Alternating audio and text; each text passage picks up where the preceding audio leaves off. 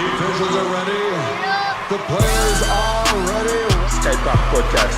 Undisputed number one attraction, the pound for pound superstar. Oui, le basket, il faut penser basket. It's over! Unbelievable!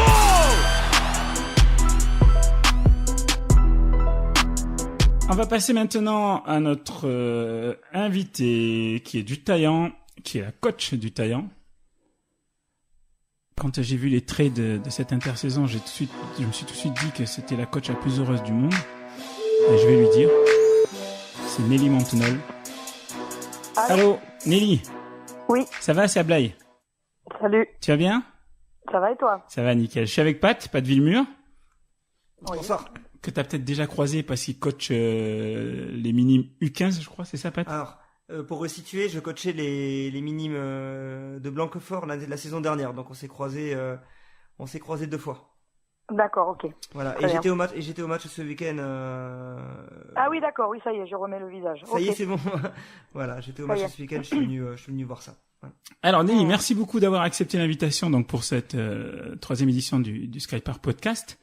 Donc dès qu'on a lancé le truc, moi j'avais pensé à toi parce que à l'intersaison, il y a eu des trades de malades en direction du Taillan. Vous avez récupéré les meilleures joueuses de Gironde. Ouais. Non, j'exagère un peu, mais honnêtement, c'était inespéré que tu arrives à avoir autant de filles dans ton effectif. Tu es d'accord avec moi? Ah, tout à fait, oui. Ok. Tout à fait, ça c'est sûr. Et donc voilà, je voulais avoir ton impression là-dessus. Mais avant, je voulais que tu nous parles un petit peu de toi.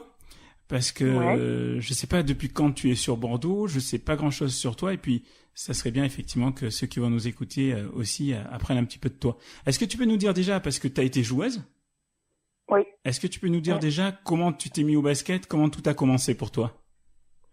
Oula, j'ai commencé comme tout le monde à l'école de basket quand j'avais 4-5 ans. Moi, je suis de la région Rhône-Alpes, Ok. de Bourg-en-Bresse. T'as été poussé par tes Voilà. parents? Oui, plus parce que j'étais un peu speed et que ma maman voulait que je fasse du sport. Ok. Donc voilà pourquoi je suis arrivée au basket. D'accord. Voilà. Et après, j'ai fait 2 clubs dans le milieu de la région Rhône-Alpes avec un club en Saône-et-Loire. Et après, en 2000, je suis arrivée ici dans les Landes à Jetmo pour travailler quand les emplois jeunes sont arrivés. D'accord. Voilà. Ok. Et ouais, voilà. Et après, après, j'ai eu la chance d'aller jouer et travailler au club de l'élan Béarn filles quand Mourinx a déposé le bilan et grâce à Aurélie Lopez, j'ai eu la chance de pouvoir jouer en N3 et en N2, mais plus à aider quand il y avait vraiment besoin ou parce que je n'ai pas le niveau pour jouer en National 2 à cette époque-là, quoi, pas du tout. Voilà. Parce que t'es trop modeste en fait, c'est pour ça, tu veux pas nous le dire. Non, pas du tout, non. T'as Non, joué non. à cette époque-là avec Johanna Pontier, je crois, qu'on a eu dans Oui. l'émission. Tout à fait, oui. Et Johanna nous disait ouais. d'ailleurs que c'était, je crois, si je dis pas de bêtises, l'un de ses meilleurs souvenirs, parce que l'ambiance était géniale, la communion entre le public et l'équipe. Tu confirmes? C'était une année un peu extraordinaire. Le club venait de déposer le bilan sous le nom de Mourinx. Et c'est comme ça qu'après on est reparti en N3 quand la Ligue féminine donc s'est dissoute et que c'est l'élan Béarnais qui nous a repris. Et on part avec un effectif de 8, avec 4 cadettes qui sont venues nous donner un coup de main et on vit une année extraordinaire. On perd un match en championnat. Avec 4 cadettes. Ouais, il y avait 4 cadettes qui venaient nous donner un coup de main et 8 seniors. D'accord. Et comme je te dis, on fait une année extraordinaire. On perd un match en championnat et on est championne de France, quoi. Ah ouais, excellent. Que rêver de mieux, quoi. Excellent. Et oui, l'ambiance, et puis il y avait tout qui faisait que, quoi. Voilà, le club qui était dissous, on avait à cœur de refaire vivre l'âme de Mourinx du temps où ils étaient en ligue, quoi. Et avec Aurélie Lopez en coaching, c'était énorme, quoi. Enfin, je veux dire, on ne pouvait que progresser, quoi. C'est ton meilleur souvenir en tant que joueuse? Ouais. Bah ouais. C'est énorme. Et toi, tu joues meneuse, toi, c'est ça? Oui, moi je joue à la base plutôt ailière et puis après en vieillissant un peu plus à la main, quoi. C'était quoi ta force pendant que tu jouais? jeune, j'étais plus sur du drive et du shoot, et en vieillissant, je prenais quelques tirs de temps en temps, mais passer derrière Agathe de Gorce, c'était un petit peu compliqué, quoi. Je connais pas. C'était une... C'était une très très grande joueuse. Ouais. Elle a joué au TMB dans ces dernières années, quand elle était en ligue et tout ça, ouais. D'accord, donc j'imagine que tu as côtoyé beaucoup de bonnes joueuses à cette époque-là. Ben, j'ai eu la chance, oui, en étant à Morinx, de côtoyer de très très bonnes joueuses, ouais. Ouais, tout à fait, ouais. Donc et ça, c'est laquelle t'a le plus impressionné? Agathe de Gorce. Pourquoi? Parce que elle avait du génie dans les mains. Alors je dis avait parce que elle joue plus, mais elle avait du génie dans les mains. Elle avait des qualités physiques de ouf, que ce soit défensivement, offensivement. Elle était très très forte. D'accord. Très très forte. Ok. Ouais. Ensuite, qu'est-ce que tu fais ensuite une fois que parce que tu quittes le club? Oui, après je suis partie. Je suis où après Morinx. après j'ai aussi coaché des garçons. D'accord. En région, à Coteau-du-Loeil. Donc toi, très vite, avant même d'avoir fini ta carrière en tant que joueuse, tu commences déjà à te diriger vers le coaching? Ah non, mais j'ai commencé à coacher, j'avais 16 ans. Ah ok, d'accord, ok. Donc coacher, c'est déjà quelque chose que je faisais depuis très longtemps, et parce que j'ai toujours aimé ça, travailler déjà ou avec des enfants ou même coacher un peu des plus vieux, et puis parce que voilà, le basket, même si je savais que je pouvais me faire plaisir à un certain niveau, mais que voilà, j'en ferais jamais mon métier en tant que joueuse, et que coacher, c'était un peu plus facile pour en tant qu'éducateur de travailler dans un club. D'accord. Donc tu coaches des garçons à ce moment-là, tu nous disais? Ouais, j'ai coaché des garçons à Coteau-du-Loeil, un club dans le 40 là, et c'était une très très bonne expérience aussi, parce que je trouve que coacher des garçons c'est bien, c'est différent de coacher des filles. C'est moins susceptible. Ouais, ça règle pas les conflits quand il y en a, ça les règle différemment. C'est plus franc du collier, on va dire. Oui. Voilà. C'est un peu différent des filles. Mais moi, j'aime bien de temps en temps faire les deux. C'est pour ça que là, au Taillan, je fais aussi des jeunes en garçon, et j'aime bien. Je confirme. Voilà. Et t'es arrivé quand au Taillan? Et alors, moi, je suis arrivé au Taillan ça fait ma 2e année. D'accord. Ah ouais, c'est tout. J'attaque. Ah oui, moi, je suis arrivé en Gironde l'année dernière, en août dernier. Ok. Ouais. D'accord. Mais alors, je vais te dire, parce que bon, on se connaît pas directement, mais forcément, via les réseaux sociaux, etc., on a beaucoup de personnes qu'on connaît en commun. On a forcément des retours. J'ai l'impression que tu es quelqu'un d'unanimement apprécié, et j'ai l'impression aussi que tu as développé une complicité avec tes joueuses comme très peu de coachs ne l'ont. Et donc j'imaginais que ça faisait un moment déjà que tu étais au Taillan. Alors en fait non, je suis arrivé au Taillan parce que la fille dont j'ai repris l'équipe, donc Dominique Beaumelou, qui était au camp à Frédéric Cotoux à Jetmo, parce que ça fait 11 ans que je le fais, et avec qui s'était blessé un jour, et voilà, j'ai créé des liens avec les parents, et c'est Dominique qui m'a fait venir au Taillan. D'accord. Je voulais t'en parler justement Attends, excuse-moi. Ouais. Je vais juste te parler du camp Fotou parce que j'avais prévu de t'en parler. Tu peux nous en dire 2 mots?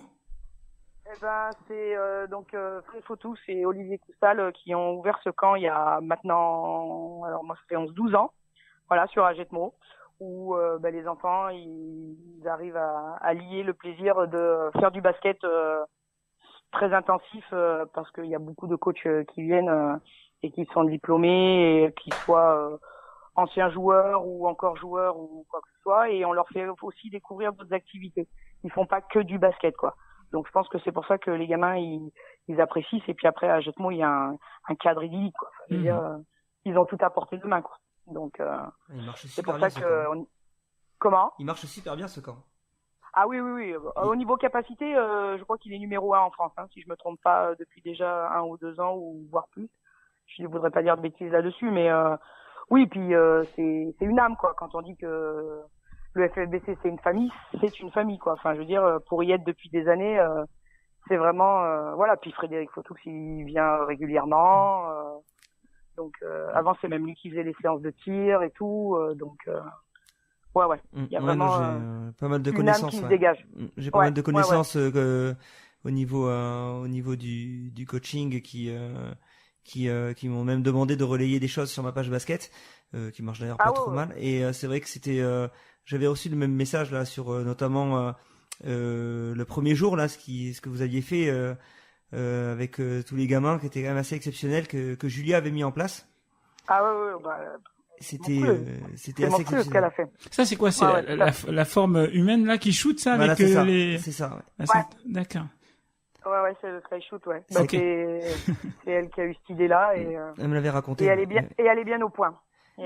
Ah oui, mais c'est exceptionnel ce qu'elle a fait. Mais d'ailleurs, je m'étais bien chargé de lui dire d'ailleurs. C'était vraiment génial. Franchement, comment ouvrir idéalement un camp avec cette vidéo, franchement, c'était vraiment génial.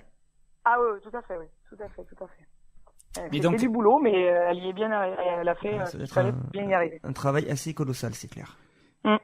Et donc, tu étais en train de nous dire que tu t'es arrivé au Taillan, donc il y a 2 ans. Comment t'es arrivé au Taillan? Donc, qui t'a contacté on t'a contacté, ou c'est toi qui allais de toi-même frapper à la porte? Non, c'est par les liens d'amitié avec la famille Beaumelou. de Dominique Beaumelou là, Bobo, et puis un jour il m'a dit viens chez nous.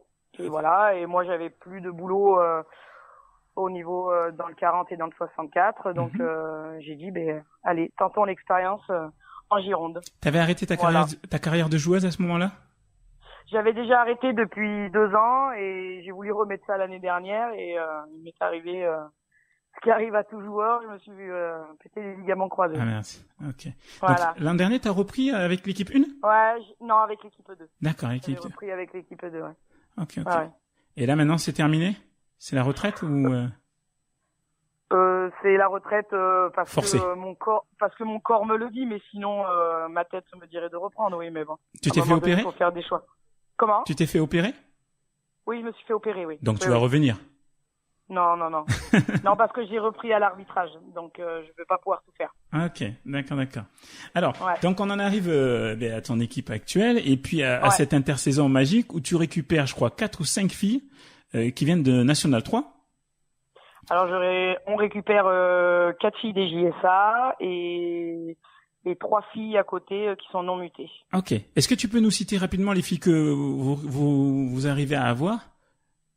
Eh ben, en fait, c'est par le biais de Julia Zandine, qui les connaît très bien. On récupère Sarah Carnier, qui était au JSA, Marie Ralui, qui était au JSA, Salomé Delgado et Julie Capré, qui était au JSA. Et D'accord. après, par le biais qu'elles sont toutes copines, Jade Sor, qui était joueuse de N3 à Mou, Mathilde Bail, qui est une paloise, mais qui a joué à Basketland et tout ça.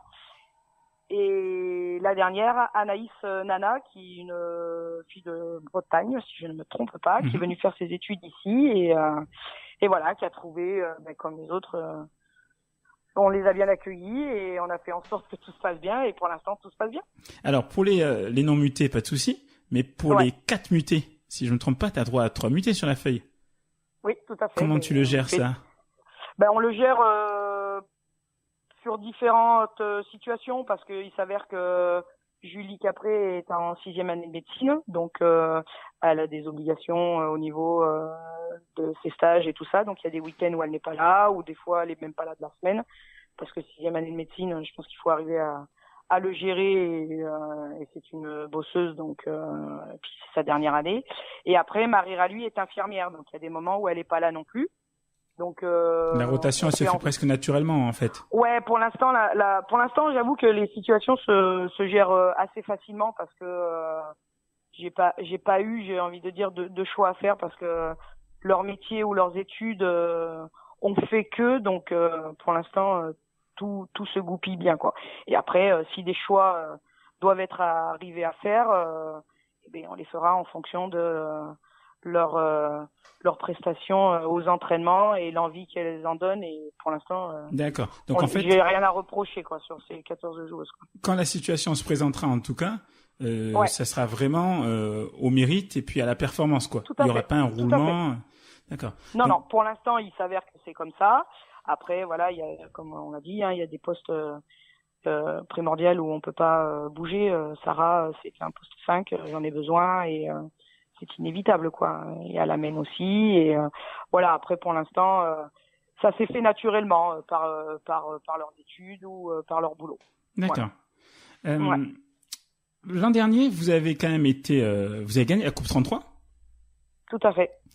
Donc super saison. Donc ça veut dire que vous avez déjà une équipe assez costaud. Cette année, tu renforces l'équipe de nouveau. Ouais. Donc il est évident que votre objectif numéro 1, c'est la montée.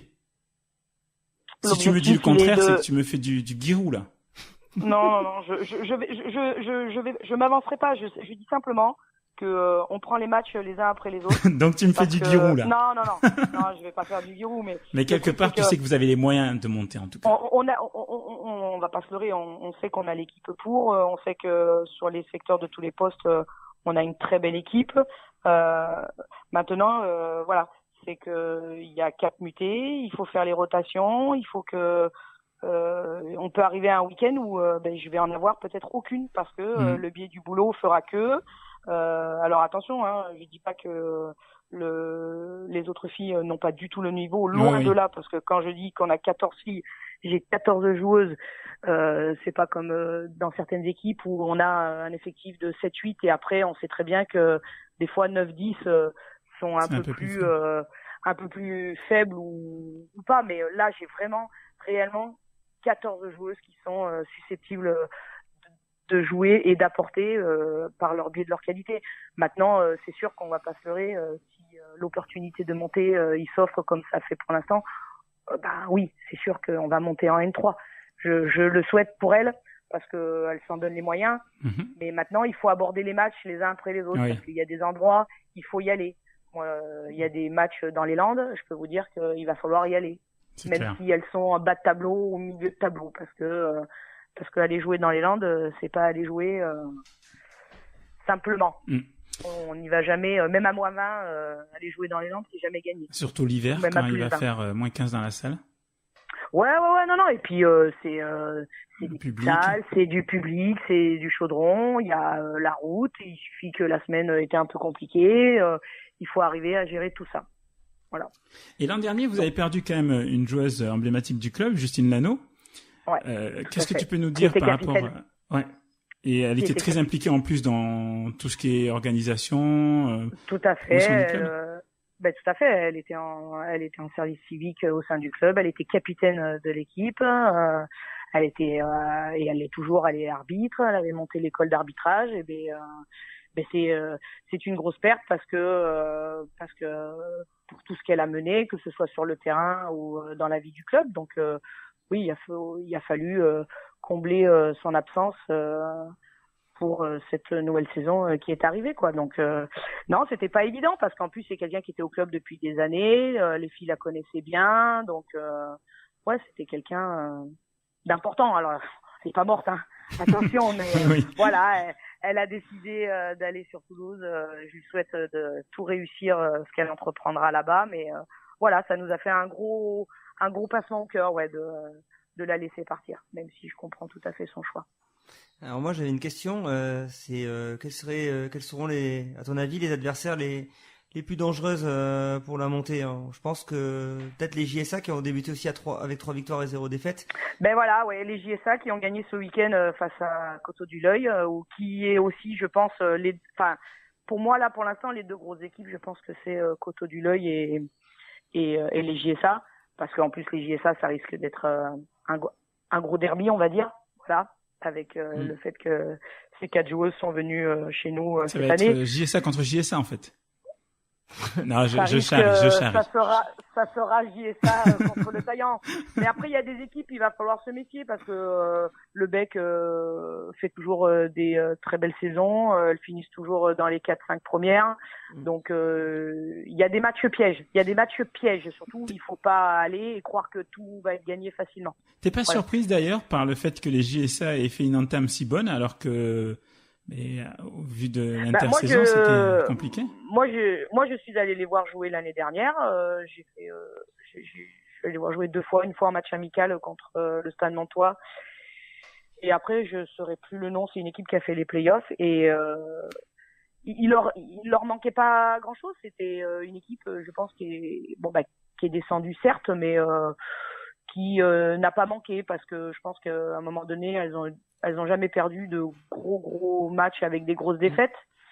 Maintenant, elles en sont arrivées là, dû à quoi moi je sais pas, je sais pas tout, mais après je pense qu'elles ont eu des défaites où elles auraient dû mériter de gagner, mais voilà, il y a dû manquer un déclic quelque part ou je ne sais pas, mais bon.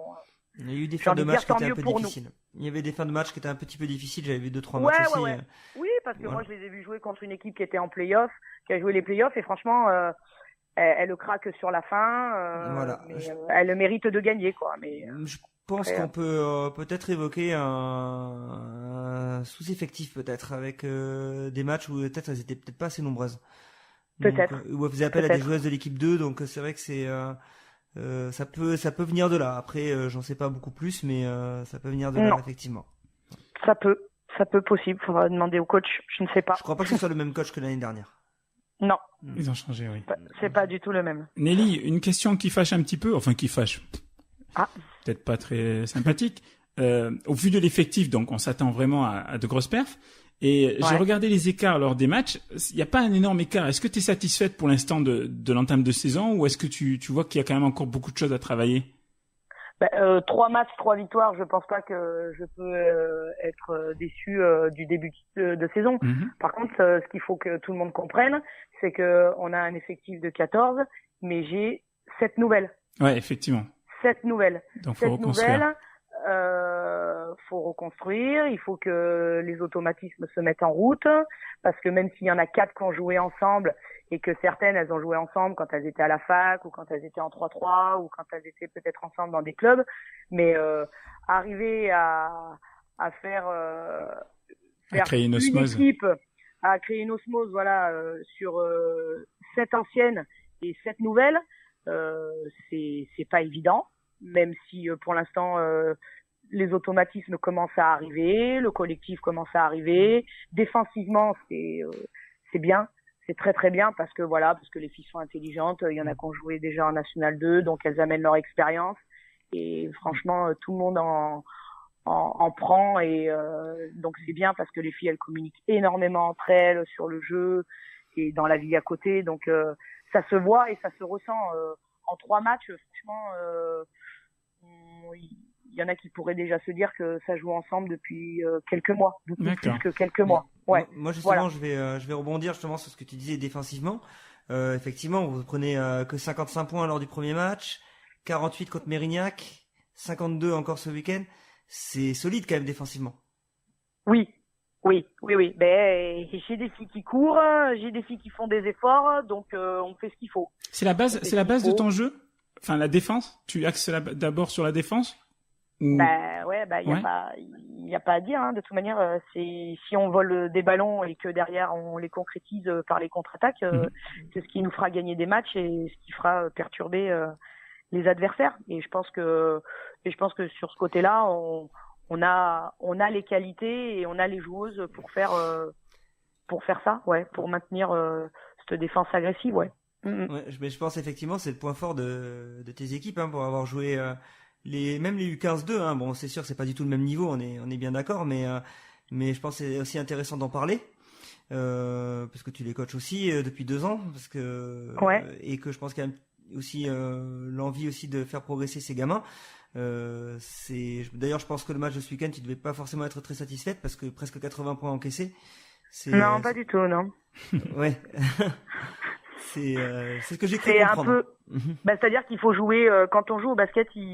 Alors arriver à garder un rythme sur une montée en puissance pendant 40 minutes, c'est très compliqué. Bon, encore plus chez des jeunes, mais on peut pas se permettre de jouer 5 minutes et après de s'arrêter. Alors après c'est des gamins, c'est des jeunes. Il y a quelques deuxième années. Après il y a quand même pas mal de première année.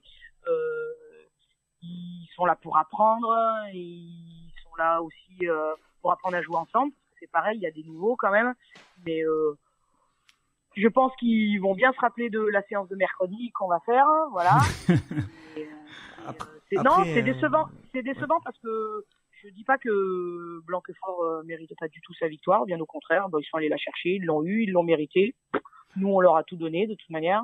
Donc voilà. Blanquefort a beaucoup de taille. Blanquefort a de la taille parce que ce sont les joueurs que j'avais l'année dernière. Et, oui, tout à fait, oui. Et c'est vrai que ce sont des minimes deuxième année qui sont extrêmement physiques. Il y en a 3 qui et forcément c'est peut-être aussi ce qui a manqué peut-être à ton équipe qui a beaucoup de première année et qui a perdu son grand là, qui est monté en cadet je pense parce qu'il y avait un très grand l'année dernière et c'est vrai que peut-être aussi au niveau de la taille et du physique c'était peut-être un peu difficile peut-être pour ton équipe. Sur les 5 premières minutes, je pense qu'il n'y a pas photo. Oui, après, on est bien d'accord. Vous démarrez à 10-0 ou 8-0, donc c'est sûr que voilà, il n'y a pas photo, c'est sûr. Après, le truc, c'est qu'on s'arrête de jouer, mais c'est un peu C'est vrai.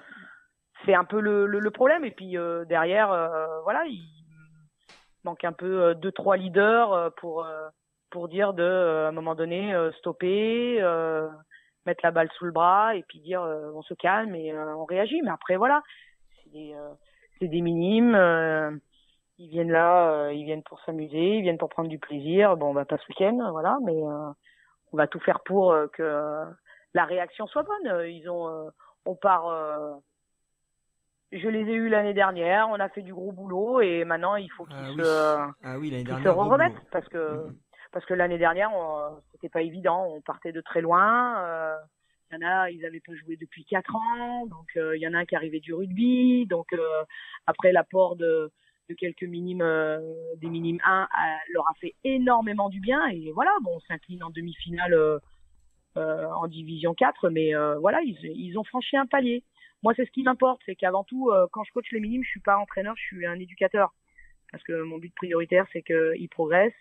Et ils l'ont montré l'année dernière. Voilà, il y a des fêtes ce week-end, il y a des fêtes ce week-end. Maintenant, ils vont apprendre. Ils savent ce qu'ils ont fait de bien. Ils savent ce qu'ils n'ont pas fait de bien. Et voilà, on va faire en sorte que mercredi, on retravaille un peu tout ça. En tout cas, t'en parles avec autant de passion et de motivation que quand tu parles des seniors. Et là, tu viens de dire quelque chose qui m'intéresse. Tu viens de dire que avant d'être entraîneur, tu es éducatrice. Et avec les seniors, en revanche, tu me dis si je me trompe, j'ai l'impression que t'es presque une grande sœur. Est-ce que j'ai tort? Alors le truc, c'est que tu vois, je vais rebondir par rapport à la question que tu disais tout à l'heure. Tu vas reprendre à jouer. C'est que j'ai pas un peu de mal, mais ce manque de relation joueuse-coach que j'avais quand je l'étais, j'ai envie de la reproduire comme moi je l'ai. Ouais. J'aime bien savoir que mes joueuses vont bien, qu'elles soient en forme, que tout aille bien dans leur vie et je leur souhaite tout le temps. Donc j'ai besoin de savoir que mes filles vont bien. Ok. Voilà. Donc effectivement j'ai raison. Effectivement tu recrées ça. D'accord. Ouais, voilà, c'est. Mais ça marche, ça prend bien. Après je sais pas si je détiens la vérité ou pas, hein, parce que peut-être que des fois il faudrait mettre une barrière, je pense pas, mais savoir faire la différence, je pense que je le fais. Les filles sont assez intelligentes de savoir quand il faut faire stop. On sait plaisanter, on sait raconter des blagues et rigoler quand il faut, mais et quand je dis stop, c'est stop. Mais ouais, voilà. C'est-à-dire que j'ai ce besoin de savoir que mes filles vont bien. D'accord. Voilà. Parce que je pense que si le groupe vit bien, il n'y a pas de raison qu'après ça se ressente pas. Et je pense que c'est ce qui a été notre force un peu l'année dernière. Et qu'à un moment donné, on a quand même vécu une saison un peu compliquée au niveau blessure, parce qu'on a quand même fini avec pas grand monde. Merci aux seniors 2 qui sont venus nous donner aucune main et aux juniors, parce que c'était pas évident. Parce qu'à la Coupe de Gironde, il faut quand même savoir qu'on joue avec 2 juniors, une fille de l'équipe 2. J'ai pas de meneuse le jour du match. Je joue sans intérieur. C'est Léa. Qu'elle joue intérieur. Julia aussi a joué dessous. Ouais, on a fait, parce que Léa c'est pas une intérieure, c'est un poste 3 et comme quoi rien n'est jamais gagné puisqu'on perd de 24 points et on gagne le match d'un point quoi. Ouais, c'était un super match, bien meilleur que le match des garçons qui a suivi d'ailleurs. C'était un bon match. Mais voilà, c'est ça. Ok. Ouais. Nelly, je suis désolé, je vais un tout petit peu plus vite, mais on n'en a pas tout à fait fini. Vas-y. J'ai des questions à te poser. T'étais très apprécié juste avant ce questionnaire. Après, tu le seras peut-être moins. mais tu vas essayer de nous répondre le plus franchement possible. D'accord? En fait, je vais te donner des situations et tu vas me répondre tout simplement à ces situations. Donc, temps mort, il reste 4 secondes. L'équipe est menée de 3 points. qui tu désignes pour prendre le shoot? Moi, je suis menée de 4 points et il faut que je décide de faire shooter quelqu'un, c'est ça? Voilà, c'est ça. Tu es mené de 3 points. Il faut prendre un shoot à 3 points. Qui tu désignes dans ton effectif pour le prendre? Julia Dandine, en premier. Ok. C'est la plus à droite? Bah, pour l'instant, elle a jamais froid aux yeux, c'est ça? En ce moment, elle en met pas, c'est ce qui lui prend la tête, mais après, je pense que sur ces moments-là, ouais, Julia et Marie sont susceptibles de les mettre, ouais. Bon, en plus, surtout Julia, c'est elle qui a construit l'équipe, donc. Voilà, en plus, il risque d'agresser la meneuse, faut pas qu'elle fasse la passe, donc voilà. Alors, à l'entraînement, tu donnes tes consignes et t'entends rire.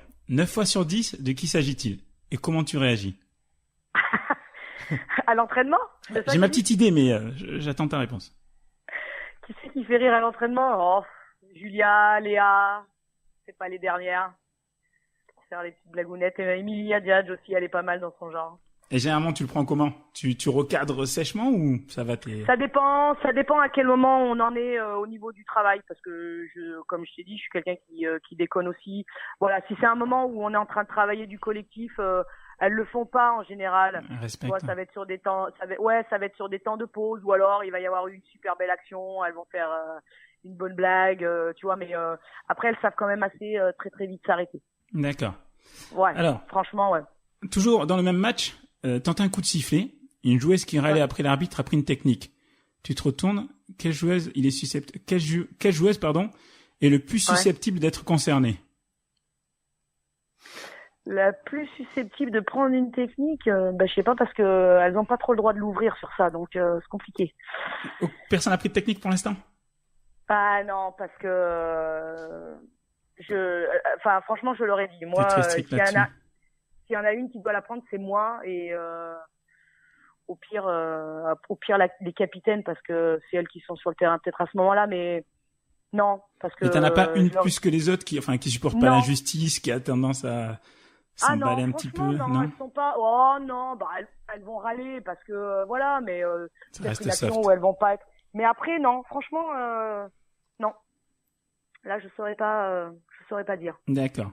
Et là, je veux savoir ta réaction vis-à-vis des arbitres. Donc, il reste 3 secondes à jouer. Vous venez de 2 points. Ouais. Une de tes joueuses met un super 3 points. Vous passez devant, mais l'arbitre le refuse pour un 3 secondes imaginaire. Tu réagis comment? Je demande des explications à l'arbitre. Tu pètes les plombs, quoi. Même s'il va me dire, ouais, je pète les plombs, c'est sûr. Ça, c'est sûr. Maintenant, je suis arbitre aussi, donc il faut que je me taise. C'est comment, Nelly, qui pète les plombs? Tu cries, tu fais des grands gestes? Non, je pense que je vais gueuler un bon coup, oui, ça c'est sûr, ouais, parce que l'action va s'y prêter. Après maintenant, je lui demanderai des explications. Pourquoi vraiment il le refuse? Parce qu'en plus, un 3 secondes, quand on sait le nombre de fois où c'est sifflé, un 3 secondes. C'est clair. Mais non, mais après, c'est sûr que ça peut. Bon, tu peux pas nous dire pour pas choquer les auditeurs, mais bon, tu pètes les plombs, quoi. Bah ouais, qui ne pèterait pas les plombs de toute manière sur une action aussi litigieuse que celle-là, quoi. Alors là, je termine. Les 2 dernières questions, c'est celles qui vont vraiment te fâcher avec le club et avec tout le monde.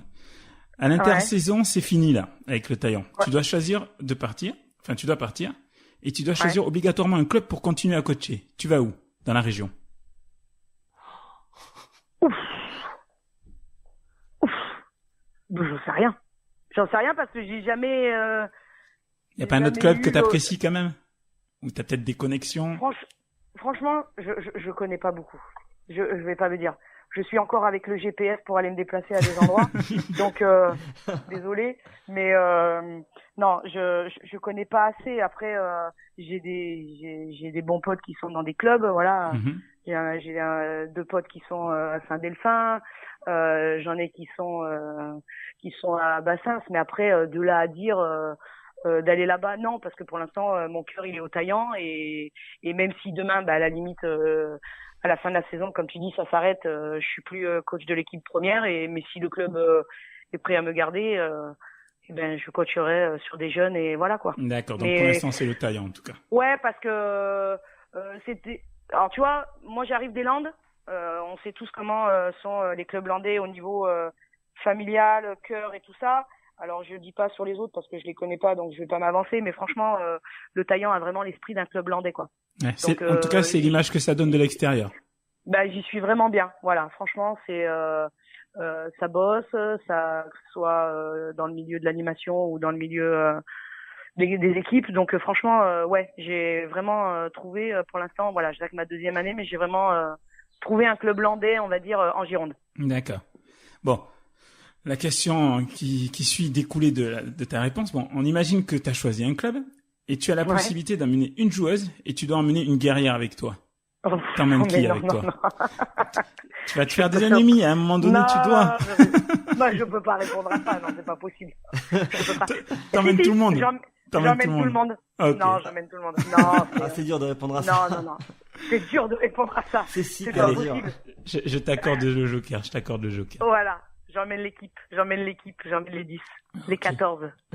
Nelly, je te laisse le mot de la fin. Ouais. Si t'as quelque chose à nous dire ou si t'as peut-être un message à passer à tes joueuses pour les booster pour la saison, c'est à toi. Eh bien, on continue comme ça. Voilà. Non, franchement, qu'on continue comme ça, que ce soit sur le terrain ou à l'extérieur du terrain, qu'elles continuent à prendre du plaisir et que j'espère que pour l'instant, ce qu'on fait, ce qu'elles proposent sur le terrain et ce que moi je leur propose, que ça leur convienne et puis qu'on y trouve tous du plaisir.